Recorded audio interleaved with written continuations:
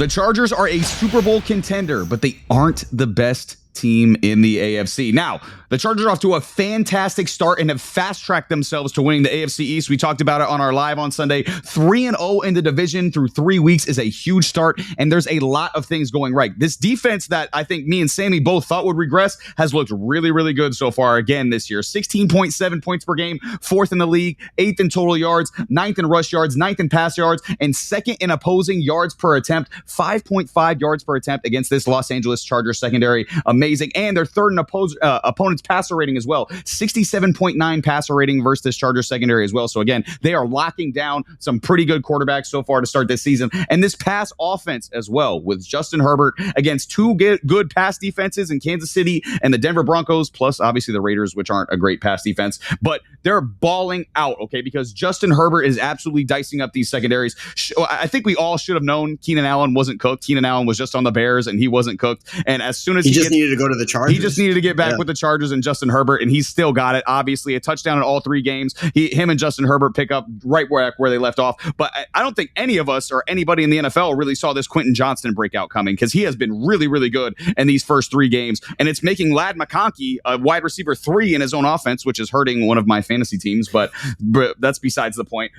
But obviously, we see this running game as well hasn't been what they thought it was going to be so far. Hampton's been struggling a little bit, and we see this Najee Achilles injury, obviously big killer. I thought Najee looked like the better back while he was in, as opposed to Amari Hampton for a lot of time. But when Najee went down, I thought Amari Hampton stepped up and looked really, really good in that Denver game, catching passes and running the ball as well. So I think he's going to play a lot better post Najee. He's going to get a ton of volume now. So I'm still slightly concerned as well long term about this offensive line with no Rashawn Slater, but this offensive line has been outstanding so far this year without Rashawn Slater. PFF had it ranked as their 5th best unit heading into week 3. And Joe Alt, my God, man. Joe Alt is an absolute beast. You just flip him from right tackle, flip him to left tackle this year. It's like nothing. 3rd best tackle in the league per PFF this year. So why don't I have them as the best team in the AFC? First of all, it's still early. Lots of season left to go. I'm not ready to say that just yet. And second of all, I think Buffalo is just better, okay? And where Buffalo hasn't got over the Kansas City hump in the playoffs, I've seen them show up and play well in the playoffs.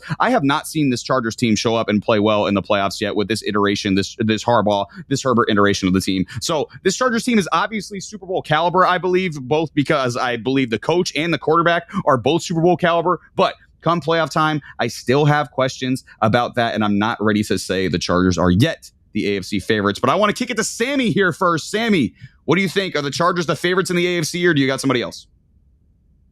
I'll tell you, man, I'm still going to go with the Bills, because the Bills have Josh Allen and they have Sean McDermott. And I know the defense doesn't look good in Buffalo so far, but usually by the end of the season, Sean McDermott figures it out. He finds his guys and he has his guys ready to play. Unless it's against the Chiefs, of course. I was worried about Justin Herbert because of the fact that Rashawn Slater got hurt. I was worried about this offensive line. I was worried about this wide receiving core. But he's proving why he's a top 5 QB in the league, man. If you guys saw that break sack into that dot across his body to Keenan Allen, that just shows all you need to know about how good Justin Herbert is in the 4th quarter too, Mr. Clutch as well. Now, the only thing keeping me from making this team the full-on favorites is the fact that, well, in spite of the fact that they had Jim Harbaugh, in spite of the fact that their defense looks good, in spite of the fact that Justin Herbert looks great, this all happened last year, and it all fell apart. Playoffs doesn't care about how good your defense is, how great your QB is, how good your coach is. I do think that the AFC West is the Chargers to lose.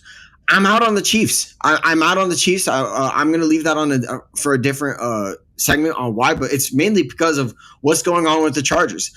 I know the Giants have a solid front four. If you can't move the ball against them, I'm out on you. The Chargers, to me, their run game with Amari Hampton is looking better. I think their wide receiving core is revitalized. They're 3 deep now. Keenan Allen, Quentin Johnston, and then Ladd McConkey was already solid. And then shout out to Aronde Gadsden. He looks pretty good Joe's as well. Boy. So yeah, Joe's I know. I didn't. Can we not do this right now, guys? Man. Please, for God's sake. No, I know, Joe. I'm giving you flowers right now. You called it. You got it. You got it. All right, there you go. I gave you your flowers. What, 3 for 3 now? Yes, I know. So. Jeez. Joe's really good at that, man. I don't know what it is. But in spite of that, look, the Chargers to me should be the favorites of the AFC West 1000%. I don't think there should be a doubt about it. As for the AFC in general, look, there's a team in Buffalo that's on a mission. Their last year in Highmark Stadium, it feels different this year than other years. I want to trust the Chargers, but I can't quite yet given their track record. Yeah, they're a hard team to trust. I mean, just in the history of the Los Angeles Chargers, I mean, they're the classic. Oh, this team has all the talent. You look up and down the roster, and then comes playoff time, and they just find a way not to get it done. And obviously, that's kind of been the case for Buffalo too. They haven't been able to get over the hump. But again, recently we've seen Buffalo obviously perform well in the playoffs, just haven't been able to get over the hump. And then obviously in the past too, we actually saw them make Super Bowls where the Chargers haven't been as consistent as far as that goes either. But Joe, I'll kick it to you. If you want to use this time to just glaze Oronde Gadsden, you can, or if you want to talk about the Chargers too, that's fine. Do your thing. No, I'm just gonna be honest, man. My all name rookie team right now that I predicted is balling out. Okay, yeah, you killed it. Yes, you got it. That's where I'm gonna stop. That's where I'm gonna stop with that. I remember there was a segment that Sammy was like, "Who are the Oronde Gadsden, Ja'Cory Krosky Merritt?" Like, where do you find these guys with these weird names, man? Like, you're just looking for people with messed up names. They're not good at football. Look what's happened now. I'm done. Now, we're going to find out. Where's Chisholm at? Hey, probably starting week 4 because Pop's on the bench. That's what's about to happen. Probably. Just saying. Got 2 right, Joe. I'll give you credit. But we're going to find out just how good the New York Giants were, and if that low score against that they held the Chiefs to defensively was a fluke or not, because guess who the Chargers face in week 4? At the same place, they face the Giants. So we're going to find out just how good the Giants are. But this is a 3-team race for the AFC right now. It's the Colts, it's the Bills, and the Chargers. If I had to pick one right now who I trust more, I trust the Bills more. However, the Colts and the Chargers, I like them more defensively than I do the Bills. And I looked at the schedules. We're going to find out. We're going to know more about the Chargers and the Colts than we will of the Bills by the end of the year. I don't think the Bills have a strong schedule they're going against. They got the Saints in week 4, the Patriots in week 5, the Falcons, Panthers. Then they get the Chiefs. They have the Dolphins, the Bucks, the Texans, who are 0-3, the Steelers, the Bengals, the Patriots again, the Browns. Their first real test doesn't come to week 17.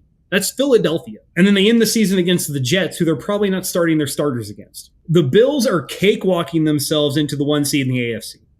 They're not going to have a test until the divisional round where they face a really good team.